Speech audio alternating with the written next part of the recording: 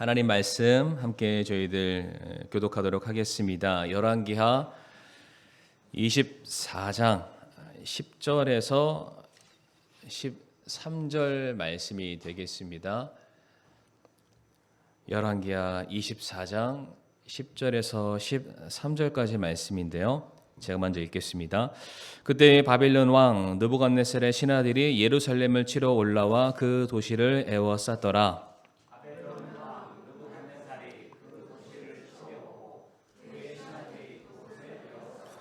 유다 왕 요야긴이 자기 어머니와 신하들과 통치자들과 직무 수행자들과 함께 바벨론 왕에게로 나가매 바벨론 왕이 자신의 통치 제8년에 그를 붙잡으니라. 주께서 말씀하신 대로 주의 집의 모든 보물과 왕의 집의 보물을 거기서 가져가고 또 이스라엘 왕 솔로몬이 주의 성전에서 만든 모든 금 기구를 산산조각 내었더라. 아멘. 말씀을 위해서 한 번 더 기도하시겠습니다. 고맙고 사랑이 충만하신 아버지 하나님, 하나님의 귀한 자녀들을 다시 한번 이 예배의 자리, 하나님의 말씀이 선포되는 귀한 또 진리의 자리로 불러주심을 아버지 감사를 드리옵니다. 무엇보다 저희들 하나님의 말씀을 듣게 하여 주옵시고 우리에게 들려지고 선포된 말씀 앞에 순종할 수 있게 하여 주시옵소서. 우리가 생각하고 원하는 대로의 삶이 아니라 주님께서 작정하시고 계획한 삶이 우리들의 인생 가운데 펼쳐지게 하여 주시옵소서. 예배의 시청을 온전히 주님께 의탁드리오며 살아계신 예수님 이름으로 기도를 드리옵니다. 아멘. 자리에 앉으시겠습니다. 오늘은 열왕기하 24장 10절부터 13절의 말씀을 통해서 순종, 하나님의 첫 번째 명령이라는 제목으로 함께 말씀을 나누도록 하겠습니다. 오늘은 순종이 뭐라고요? 하나님의 첫 번째 명령. 이것만 기억하셔도 오늘 설교에 이미 80%는 끝난 거나 다름이 없습니다. 하나님께서 이제 인간 아담과 하와를 만드시고 그들에게 가장 처음 하셨던 말씀이 바로 명령이었습니다. 순종하라라고 말씀을 하시는데 창세기 1장 28절 말씀을 한번 띄워주시고요. 하나님께서 그들에게 복을 주시고 하나님께서 그들에게 이르시되 다산하고 번성하여 땅을 채우라, 땅을 정복하라. 또 바다의 물고기와 공중의 날짐승과 땅 위에 움직이는 모든 생물을 지배하라 하시니라 라고 말씀을 하십니다. 하나님께서 아담과 하와에게 너희들이 무엇을 해야 된다, 무엇을 해야 된다, 무엇을 해야 한다. 다시 말해 내 말에 순종해야 된다. 물론 여기에는 번성해야 된다, 정복해야 된다, 지배해야 된다. 구체적인 내용들이 포함되어 있지만 이 모든 것을 함축한 한 단어가 바로 순종이라고 말씀을 드릴 수가 있습니다. 그런데 우리가 아는 것처럼 하나님께서는 아담과 하와에게 순종을 요구하셨지만은 그들은 하나님의 말씀에 불순종하게 됩니다. 오히려 하나님의 말씀에 순종하기를 선택하기보다는 뱀의 모습을 한 사단의 말에 순종함으로써 그들이 하나님의 뜻에서 벗어나게 되죠.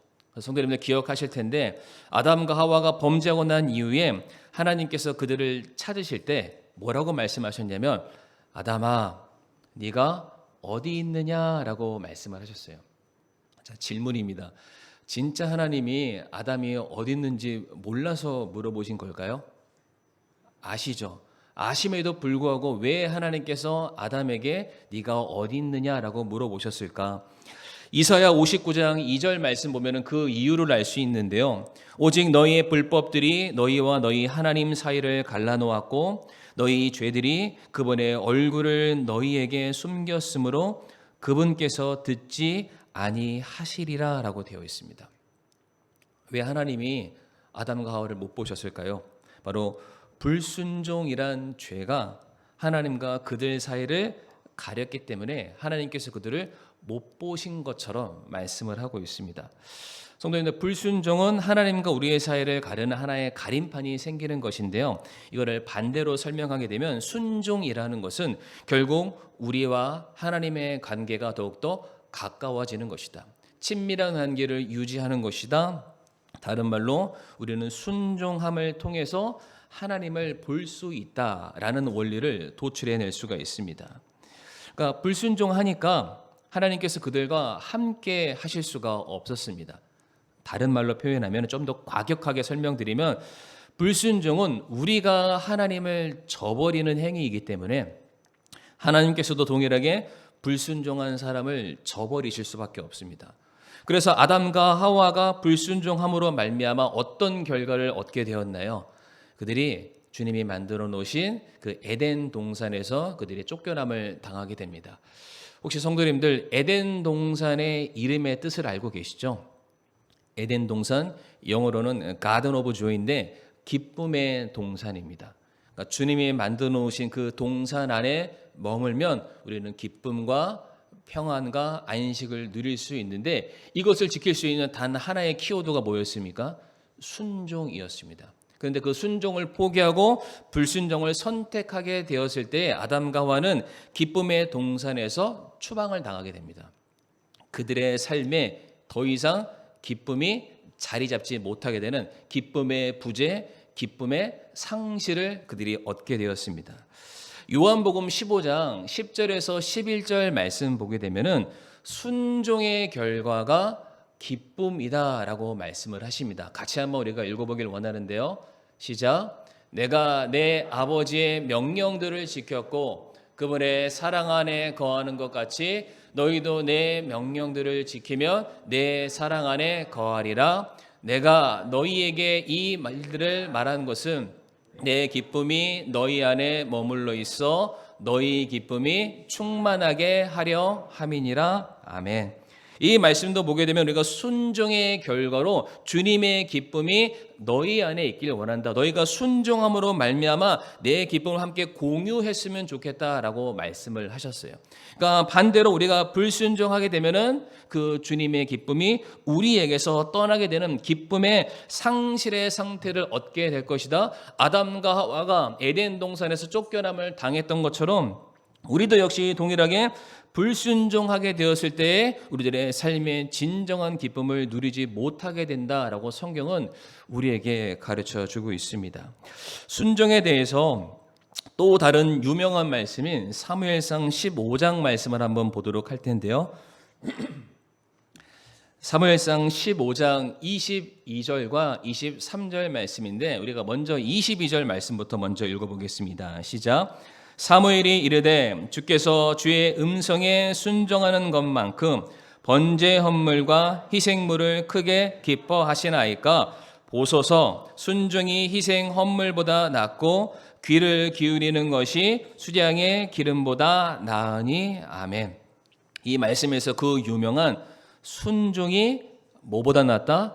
제사보다 낫다라는 말씀이 나옵니다. 이거를 조금 달리 표현하면은 순종 그 자체가 하나님이 기뻐하시는 제사다라고 말씀을 하고 계시는 거예요. 자, 그런데 그 이어지는 23절 말씀 보게 되면은 순종과는 반대되는 개념이 나오죠. 23절 시작이 무엇으로 되고 있습니까? 거역하는 것입니다. 순종의 반대, 거역하는 것, 불순종하는 것을 말씀하시는데 23절 말씀 뭐라고 되어 있습니까? 불순종하는 것은 마술제와 같고 완고한 것은 불법과 우상 숭배와 같나이다. 왕이 주의 말씀을 버렸으므로 불순종하였으며 하나님을 떠났으므로 그분께서도 하나님께서도 왕을 버려 왕이 되지 못하게 하셨나이다 라고 말하고 있습니다. 그러니까 순종하면 하나님께서 기뻐 받으십니다. 제사라는 것 자체가 하나님과 우리가 하나가 되는 연합, 교제를 의미하게 되는데 순종이 우리들의 삶에서 빠지게 되면은 하나님과의 관계가 깨어질 수밖에 없다라고 말씀하시죠. 바로 그 불순종을 오늘 우리가 봤었던 사무엘상 15장 23절에서는 불순종이 곧 불법이다. 불순종이 곧 우상 숭배와 같다라고 말씀을 하시는 거예요. 그러니까 우리가 꼭 나쁜 짓을 해서만이 불법이 아니라 하나님의 말씀을 그대로 받아들이지 않고 그 말씀에 순종하지 않는 행위 자체를 주님께서 말씀하시기를 그것이 불법이다. 그것이 우상 숭배다라고 말씀을 하고 계세요. 우상 숭배는 누구를 섬기는 겁니까? 마귀 사탄을 섬기는 거잖아요. 그것을 따라가는 건데 에스겔서 28장 15절 말씀 보게 되면은 사탄에 대해서 정의하는 말씀이 있습니다. 사탄을 뭐라고 말합니까? 네가 창조된 날부터 네가 네 길들에서 완전하였는데, 그러니까 하나님과 상관없이 자기 길을 계획했고 자기 인생을 목적을 정해서 그 길을 완전하게 걸어가는 사람이 사단이었다라고 말을 합니다. 네, 마침내 그 안에 무엇만 발견됩니까? 네 안에 불법이 발견되었다. 근데 방금 전에 말씀 기억하시죠? 사무엘상 15장 23절 말씀에 거역하는 자, 불순종하는 자는 뭐와 같다고요? 불법을 행하는 자와 같다라고 말씀하십니다. 우리가 마귀 사탄 손가락질할 게 아니라는 것이죠. 우리 안에 순종하기를 원치 않는다면, 불순종하는 마음이 우리에게 있다면 우리 안에 무엇이 발견됩니까? 불법이 발견되고요. 그 불법은 사탄의 가지고 있는 특징과 동일하다라고 우리가 말씀할 수 있습니다. 그래서 잠언 16장 18절 말씀 보게 되면 멸망에 앞서 교만이 나가며 넘어짐에 앞서 거만한 영이 있다. 그러니까 성도님들 성경 말씀 잘 보면은 사탄을 뭐라고 부르냐면 사탄의 특성이 교만이다.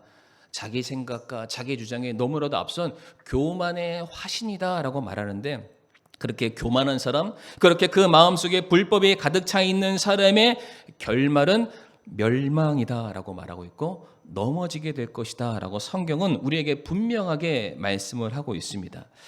제가 왜 서두에 이 순종과 불순종에 대해서 우리 성도님들에게 장황하게 설명을 드리게 되냐면, 우리가 오늘 읽었었던 열왕기하 24장 10절부터 13절의 말씀을 통해서 우리는 너무나도 분명하게 한 가지 원리를 찾을 수 있는데, 그것은 바로 불순종에 대한 결과가 패망이라는 것입니다. 뭐라고 말씀드렸죠? 불순종의 결과가 패망이라는 것이에요. 본문의 내용 아주 간단하게 설명드리게 되면은 바벨론 왕인 느부갓네살 왕이 남유다를 쳐들어와서 남유다의 수도인 예루살렘을 포위하고 그들의 왕을 포로로 잡아가고 지금 철저하게 예루살렘을 파괴해 나가고 있는 그런 상황입니다. 근데 성도님들, 오늘 본문 말씀을 한번 다시 펴셨겠지만 그 말씀에 그때 당시의 사람이 아닌 한 사람이 등장을 합니다. 누가 등장할까요? 13절에 한 사람이 등장하는데 솔로몬이라는 이름이 등장하죠. 솔로몬은 지금 열왕기하 24장을 기준으로 해서 무려 400년 전의 사람입니다. 근데 갑자기 뜬금없이 그 솔로몬의 이름이 등장하게 되는데, 앞에서 간단하게 설명드렸던 것처럼 지금 바벨론이 예루살렘 성전을 철저하게 짓밟고 파괴하고 있는데, 그들이 파괴하고 있는 이 성전을 누가 지었을까요? 솔로몬이 지었죠. 그래서 그의 이름이 지금 등장을 합니다. 근데 우리가 솔로몬이 그 성전을 지었을 때를 우리가 잠깐 살펴보기를 원하는데, 열왕기상 8장으로 넘어가게 되면 솔로몬이 이제 성전을 다 짓습니다. 그의 아버지 다윗 때 준비했던 모든 재료들을 가지고 그 모든 정말로 이 세상에 이거보다 아름다울 수 없는, 이보다 더 찬란한 영광을 비출 수 없는 정말로 귀하고 귀한 성전을 이제 완공을 하게 됩니다. 끝나고 나서 이제 하나님께 봉헌식을 하게 되죠. 우리도 다 그렇게 하잖아요. 근데 그때 솔로몬이 모든 백성들을 모아놓고 하나님께 이제 기도문을 올리게 되는데, 열왕기상 8장 57절 말씀 한번 보도록 하겠습니다. 그때 솔로몬이 하나님께 이렇게 기도를 드립니다. 주 우리 하나님께서 우리 조상들과 함께 계시던 것 같이 우리와 함께 계시사 우리를 떠나지 마시며 버리지 마시기를 원하고 라고 말합니다.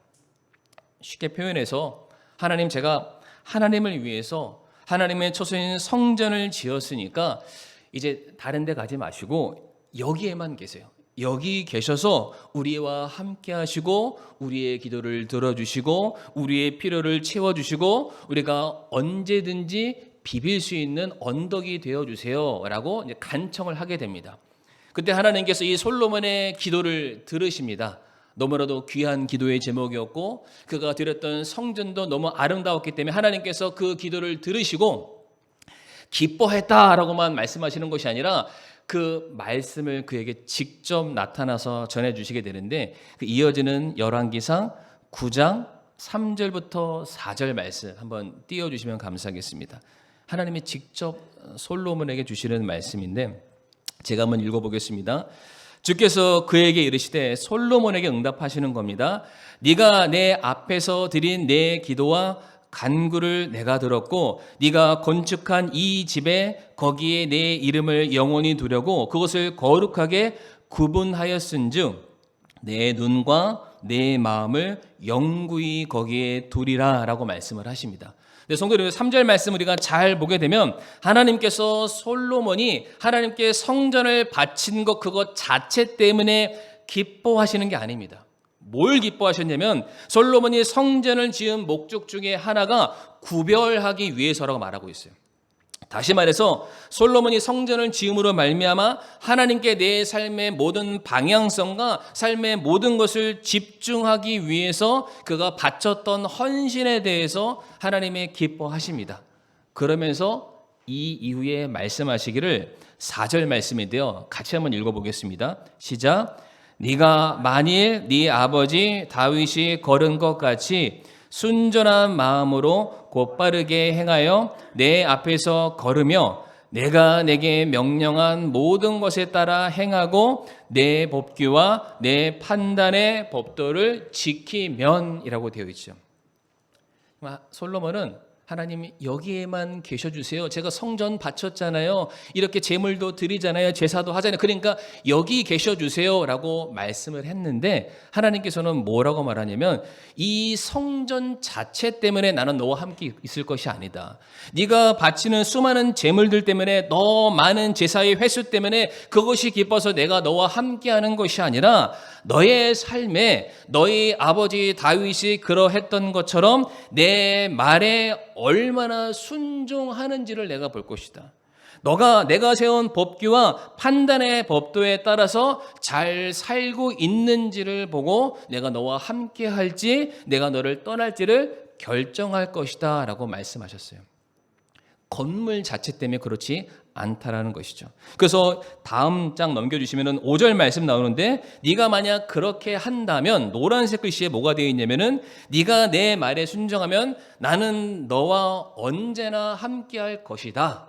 그러나 6절 7절 말씀은 네가 불순종하게 되면 그 내용들이 쭉 나와 있는데 빨간색 글씨를 보게 되면 내가 너희를 끊을 것이고 네가 그렇게 모든 재산과 삶을 다 들여서 거룩히 구별했던 이 집도 내 눈앞에서 던져버릴 것이다. 그래서 모든 민족들 가운데 내가 너를 웃음거리로 만들 것이다. 그러니까 하나님께서 이스라엘 백성들과 함께하는 키워드는 성전 자체가 아니었습니다. 제사의 행위 자체가 아니라 그들의 삶에 순종함이 있느냐. 그래서 실질적으로 다윗이 순종이 제사보다 낫다라고 고백을 했던 것이죠. 자, 하나님이 분명히 이렇게 솔로몬에게 나타나셔서 말씀을 하셨어요. 순종이 키워드다. 순종하느냐 안 하느냐 너의 삶의 모든 것들이 달려있다. 하나님께서 솔로몬에게 주신 첫 번째 명령, 그가 왕으로서 왕됨이 가장 중요한 것을 뭐라고 말씀하셨냐면은 순종이다 라고 말씀하세요. 하나님께서는 모든 피조물을 향해서 한결같이 말씀하십니다. 네가 나를 인정하고 네가 나를 따르고 네가 나를 섬기길 원한다면 가장 중요한 거 순종이다라고 말씀을 하십니다. 근데 성도님들 결과가 어떤지는 아시죠? 솔로몬이 그의 삶 끝까지 온전하게 순종했나요? 아니면은 불순종으로 마무리했나요? 예, 불순종입니다. 그로 말미암아서 그들이 세웠던 그 찬란했던 그 모든 영광들이 이제 두 쪽 나죠. 그 이스라엘이 북이스라엘과 남유다로 두 쪽에 나버리게 됩니다. 근데 거기서 끝나나요? 그렇지 않죠. 계속되는 불순종의 단을 쌓는 그 일로 말미암아 북이스라엘은 아수르에 의해서, 그리고 남유다는 오늘 본문 말씀 보게 되면은 바벨론에 의해서 멸망을 당하는 결과를 그들에게 보여주고 계십니다. 사랑하는 성도님들, 이스라엘이 왜 멸망했나요? 왜 이스라엘이 쪼개졌나요? 이스라엘이 이렇게 진멸돼서 아무것도 남지 않는 그런 모습들을 그들이 갖게 됐나요? 그들이 힘이 없어서가 아닙니다. 그들이 무기가 없어서가 아니라 하나님께 불순종했기 때문에 불순종에 대한 대가로 말미암아 그들이 모든 것들을 다 빼앗김 당하고 있다는 것이죠. 어째서 오늘 본문에서 당대의 사람이 아닌 왜 하나님께서 솔로몬의 이름을 꺼내셔서 그들에게 말씀을 하셨던 것일까? 너희가 불순종하게 되면은 아무리 아름답고 견고한 성전이라 할지라도 이 나라라 할지라도 반드시 불순종에 대한 대가로 모든 것들이 무너지게 될 것이다. 그것을 다시 한번 그들에게 각인시켜 주시기 위해서 솔로몬이라는 이름을 하나님께서 지금 끄집어내고 계신다는 것입니다. 사랑하는 성도님들, 불순종에 대한 결과가 뭐라고 말씀드렸죠? 철저한 파괴와 철저한 멸망입니다. 신명기 28장 15절 말씀 보게 되면 하나님께서 이스라엘 백성들에게 이런 명령을 주시죠. 그러나 만일 네가 주 네 하나님의 음성에 귀를 기울이지 아니하여 내가 이날 내게 명령하는 그분의 모든 명령과 법규를 지켜 행하지 아니하면 이 모든 저주가 내게 임하고 너를 따라잡는다라고 되어 있어요. 지나치지 않고 그 죄가 끝까지 너를 추격해서 그 값을 치르게 하신다라고 말씀을 하시는데, 나중에 기회가 되면은 신명기 28장 말씀을 한번 읽어보시길 바래요. 신명기 28장에 상반절에는 축복이 나와 있고요, 하반절에는 저주가 나와 있는데 제가 시간이 많잖아요. 그 숫자를 한번 헤아려 봤습니다. 근데 축복의 개수는 14개, 저주의 개수는 무려 54개. 이 모든 저주가 불순종하는 사람들에게 따라온다. 다시 말해서 불순종의 심각성에 대해서 주님께서 강조하셨다라는 거예요. 근데 성도님들, 다시 좀 저를 보시고요.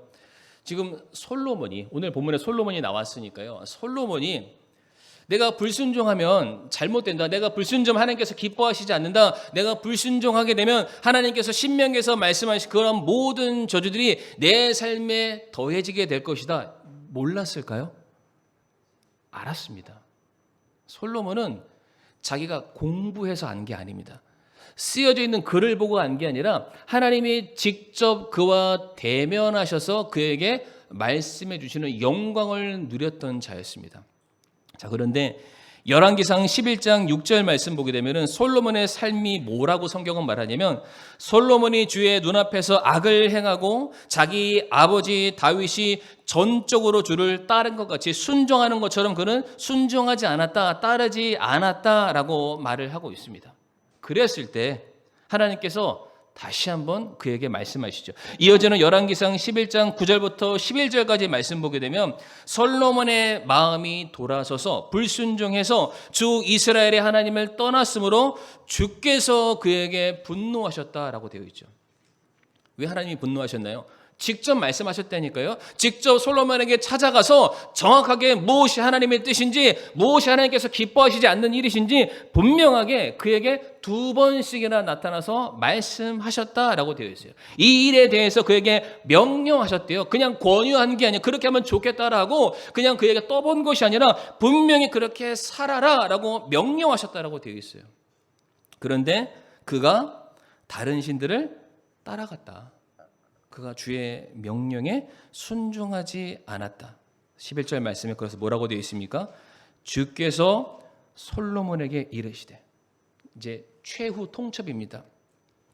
네가 이러한 일을 행하였고 또 내가 네게 명령한 내 언약과 내 법규를 네가 지키지 아니하였은즉 뭐라고 되어 있습니까? 내가 반드시 왕국을 내게서 빼앗아 찢어 네 신하에게 주겠다. 하나님이 말씀하셨어요. 지금 2번째라고 말씀하셨잖아요. 첫 번째는 언제일까요?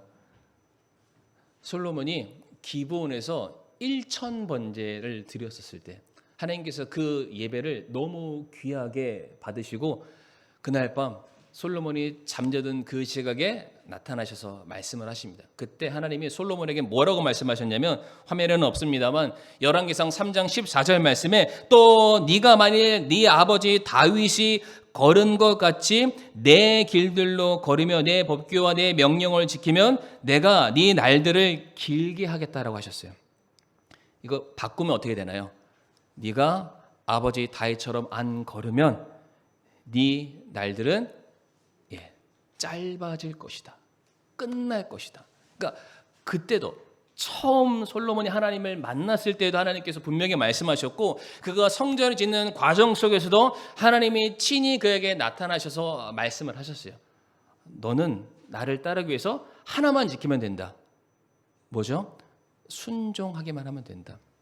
근데 성도님들, 너무 안타까운 것은 이 열왕기상 11장에서 하나님께서 지금 솔로몬에게 나타나서 여러 차례 말씀하셨음에도 불구하고 솔로몬이 회개했다는 내용이 안 나옵니다. 분명히 죄를 지었는데 그 죄에 대해서 선지자를 보내거나 다른 사람들을 보내서 지적하신 것이 아니라 하나님이 친히 그에게 나타나셔서 말씀하셨음에도 불구하고 솔로몬은 더 이상 회개했다라는 내용이 나와 있잖아요.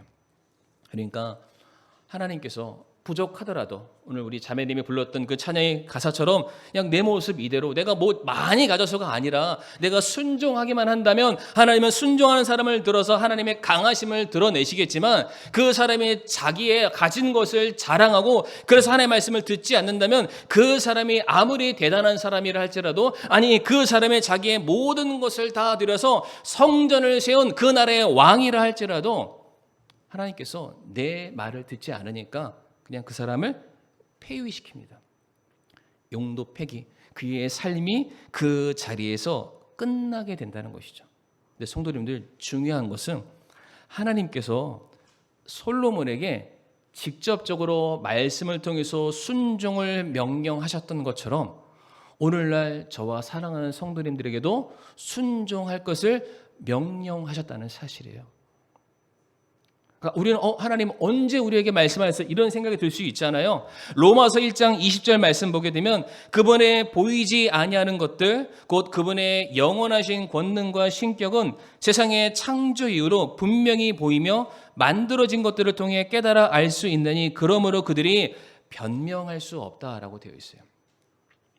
하나님께서 어떠한 사람들에게는 직접 기도 가운데 말씀을 통해서 예배 가운데 어찌했든지 간에 모든 성도로 하여금 모든 사람들로 하여금 하나님의 권위 아래 굴복하게끔 하나님께서 계속해서 그들을 말씀하시고 가르치시고 깨우쳐 주시고 계신다라고 말씀하십니다.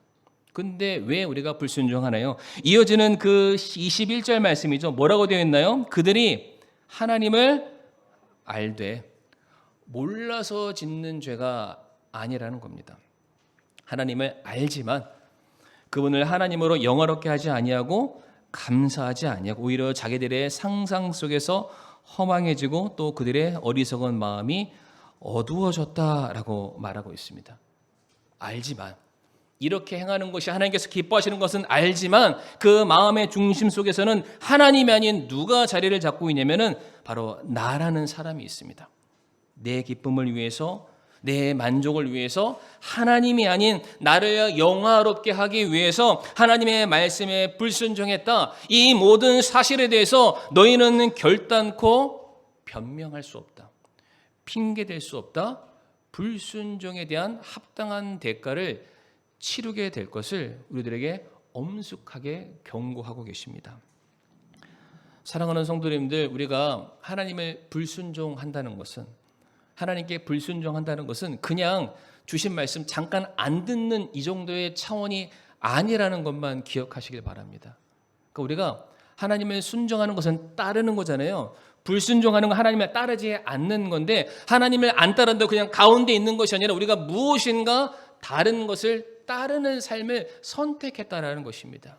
에베소서 2장 2절부터 3절 말씀 보게 되면 분명히 우리에게 말씀하시는데요. 지나간 때에는, 우리가 구원받지 않았을 때는, 하나님을 떠나 있을 때에는 너희가 그것들 가운데서 이 세상의 행로를 따라 걸었다.